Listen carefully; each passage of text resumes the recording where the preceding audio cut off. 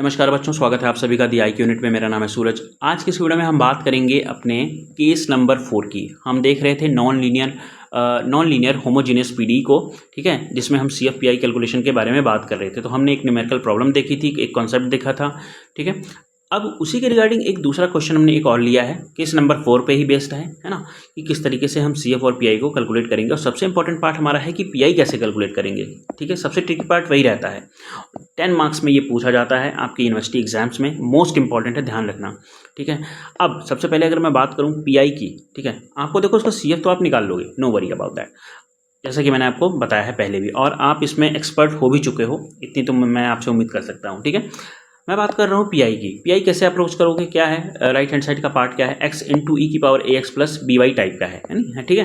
तो PI के लिए हम क्या करते हैं, सबसे पहले अपने जो लेफ्ट हैंड साइड पे इक्वेशन है 1 अपॉन डिनोमिनेटर में उसे लिखेंगे इंटू राइट हैंड साइड वाला इक्वेशन, यानी x इंटू ई की power ax plus a square y, जो कि अब आपके राइट हैंड साइड पे राइट हैंड साइड पे दिया हुआ है।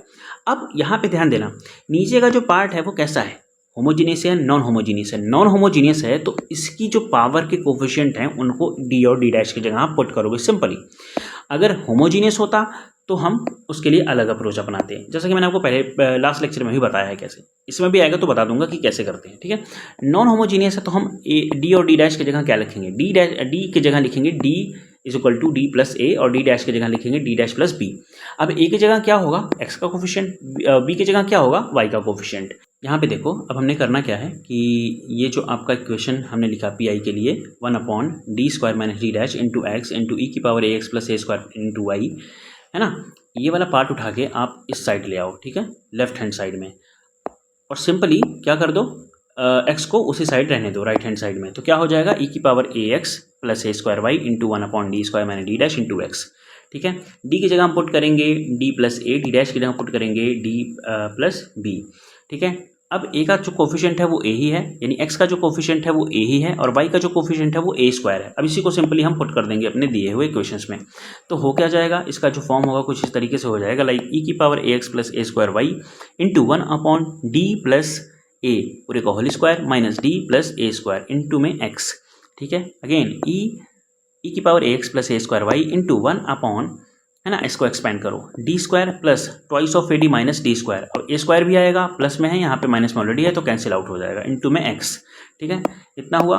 अब आगे ई की पावर ax, है ना, ई की पावर ax प्लस ए स्क्वायर वाई इंटू में, अब इसको हम करेंगे इसका बाइनोमियल एक्सपेंशन। उसके लिए हम ट्वाइस ऑफ ए डी को कॉमन लेंगे, तो 1 upon twice of A d into में 1 plus d square minus D dash upon twice of A d into x. इसको ऊपर ले जाओ, आप इसको ऊपर ले जाओ तो पूरे का इन्वर्स हो जाएगा। तो वो होगा क्या, ई की power ax plus A square Y into 1 upon twice of A d into में 1 plus d square minus D dash upon 2 a d पूरे की पावर -1, यानी इनवर्स इंटू एक्स। पूरे, है ना, पूरे डेरिवेटिव को हमने क्या बना दिया, इनवर्स टाइप बना दिया। अब इसको सॉल्व करते हैं। अब देखो, मैंने आपको पहले ही बताया था कि इसका जो एक्सपेंशन होता है, इसका जो फॉर्मूला होता है 1, है ना, 1 प्लस एक्स पूरे की पावर -1 का जब बाइनोमियल एक्सपेंशन करते हैं तो सिंपल इसका जो फॉर्मूला होता है 1 minus x plus x square minus x cube, कुछ इस टाइप से इसका एक्सपेंशन होता है। तो अब यहाँ पे ये जो मल्टीप्लाई में जो आपका इक्वेशन है वो कितना है, x है, कितनी पावर है, 1 है। तो हम केवल और केवल एक टर्म तक ही एक्सपेंड करेंगे, क्योंकि आगे अगर और एक्सपेंड करते हैं तो हायर ऑर्डर की जो टर्म्स हैं वो 0 हो जाएंगे ऑटोमेटिकली, तो करने की कोई नीड है नहीं, ठीक है। तो सिंपली हम एक टर्म तक एक्सपेंड करेंगे तो क्या हो जाएगा, ई की power ax plus A square Y into 1 upon twice of A d into में 1 माइनस पहला टर्म क्या है, है ना, 1 minus x plus x square, but हमें एक टर्म तक ही करना है तो 1 माइनस, है ना, पहला term D square minus D dash upon twice of A d into में एक्स, ठीक है। इतना कर दिया आपने। अब आगे देखो, इतना करने के बाद अगेन हम जब इसे आगे सॉल्व करते हैं तो क्या हो जाएगा, ई की पावर ax प्लस ए स्क्वायर वाई इंटू में 1 upon twice of A d into 1 minus, अब इसको सिंपली हमने एक्सपेंड करके लिख लिया, ठीक है, डी वाला टर्म अलग और डी डैश वाला टर्म अलग, ठीक है। तो वही कर रहा हूँ, तो 1 माइनस डी अपॉन 2a, ऊपर से एक D cancel, minus D upon 2a D, ठीक है, इंटू में x। अब इतना करने के बाद x का एक एक करके इन हर एक टर्म में मल्टीप्लिकेशन करो, तो क्या हो जाएगा, ई की power ax plus A square y 1 upon twice of A d, x का जब पहले x 1 में करोगे तो x आ जाएगा, x का जब इसमें d में करोगे यानी d अपॉन 2a में, तो 1 अपॉन 2a बाहर, d होता क्या है, d del over del x होता है, ठीक है। डेल ओवर डेल x का x के रिस्पेक्ट में 1, है ना, और d dash del over del y, x के रेस्पेक्ट में 0, पूरी वैल्यू 0, ठीक है। तो क्या x माइनस 1/2a बचेगा। अगेन इसको और फर्दर सॉल्व करेंगे तो क्या हो जाएगा, e की power ax plus a square Y into 1/2a। अब देखो d 1/d का अंदर में मल्टीप्लिकेशन कर दिया गया है। मल्टीप्लिकेशन का सिंपल मतलब है कि अंदर की टर्म को हमने क्या कर दिया, इंटीग्रेट कर दिया, क्योंकि d क्या होता है, 1/d होता है आपका, डेल ओवर डेल एक्स होता है।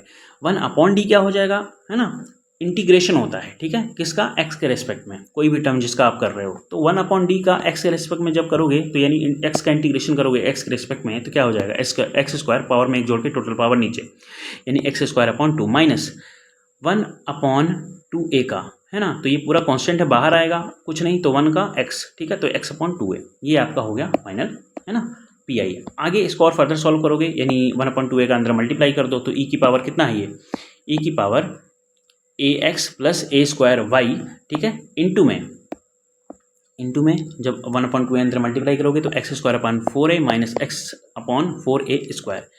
ये आपका फाइनल सोल्यूशन आ गया।